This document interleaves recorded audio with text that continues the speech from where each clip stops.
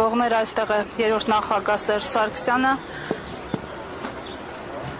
Դեմը չկային։ Նախագահ հարց ու պատասխան ժամանակ ունենաք։